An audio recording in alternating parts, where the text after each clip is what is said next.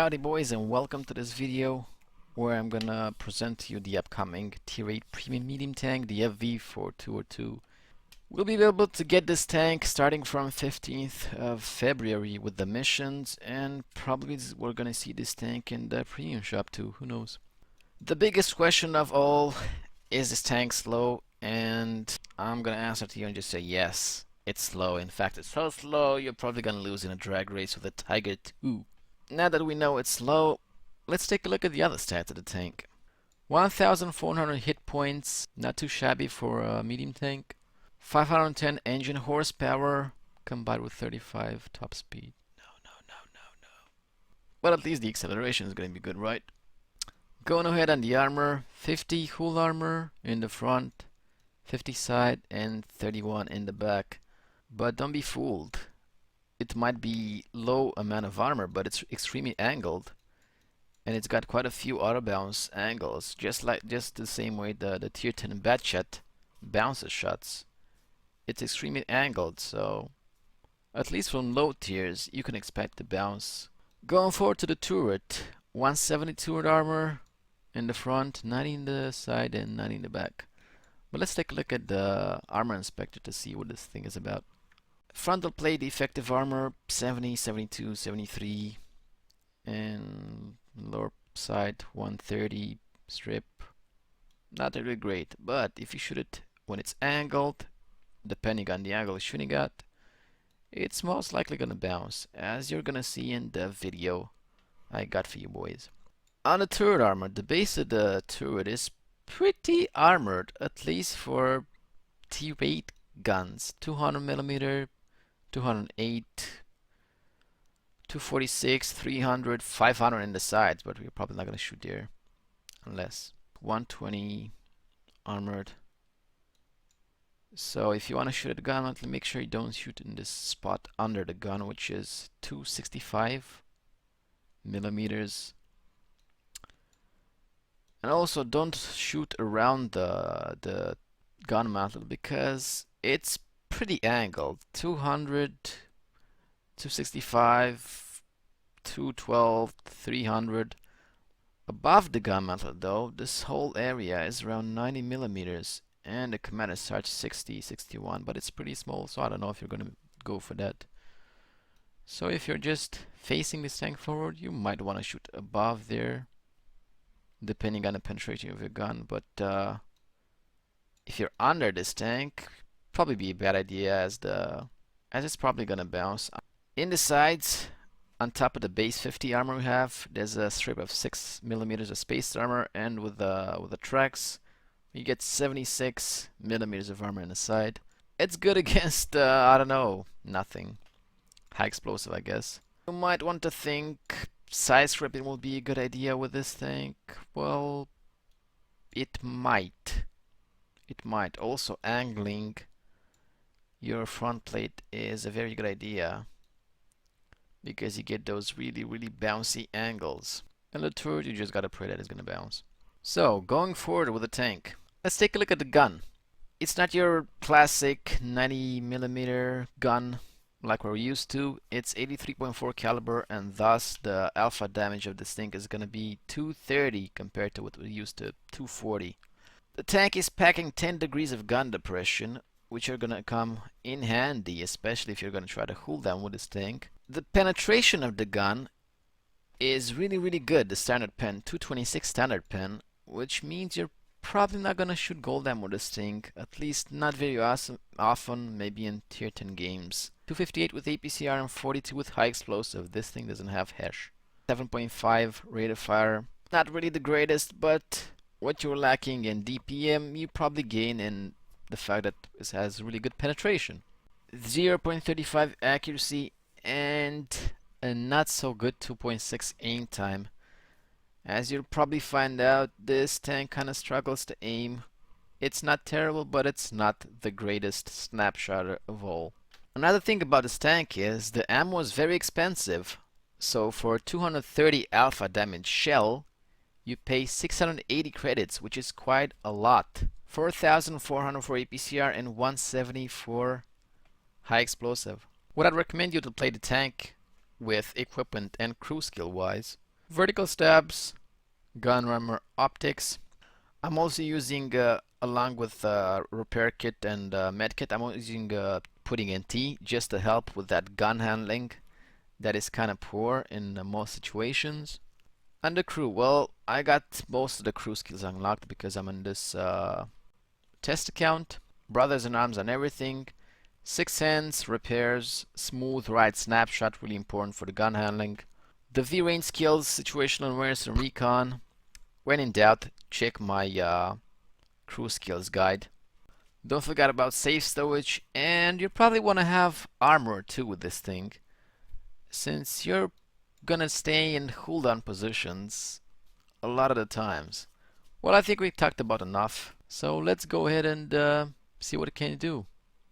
As I said, this thing doesn't have preferential matchmaking. I don't know if I said, I'm saying it now.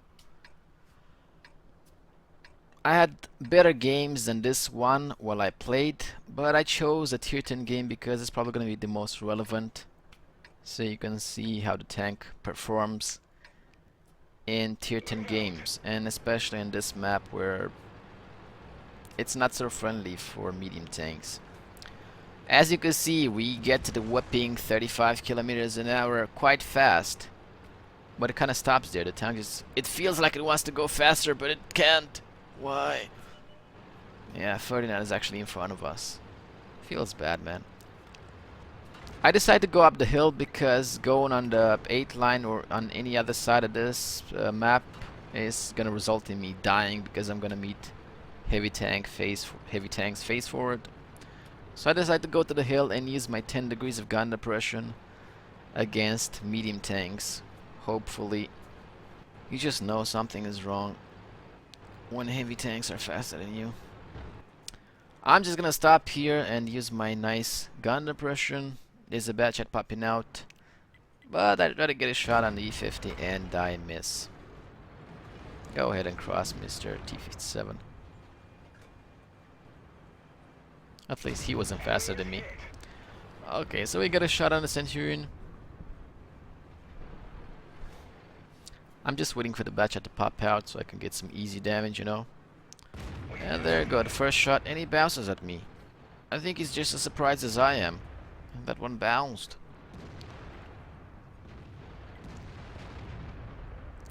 You notice the brave E5 fighting the good fight, trying to angle his tank, and we get another bounce. But I think the E5 kind of took side scraping a little bit too literal, as he is literally side scraping.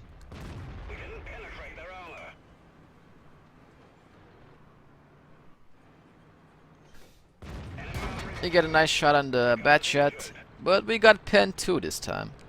You can see he shot under the gun mantlet. That area is not really angled, it's around 200 millimeters of armor, so it pinned. Yes, I'm actually curious what he pinned. At this point we got a bulldog behind us, so I'm thinking if I should go back or not. But he's gonna make my choice easier because he's coming towards the hill, so I decided to turn around before he shoots me in the butt. And as I'm going down, I notice a T-34 climbing up. And what's about to come, it will surprise you. A bounce!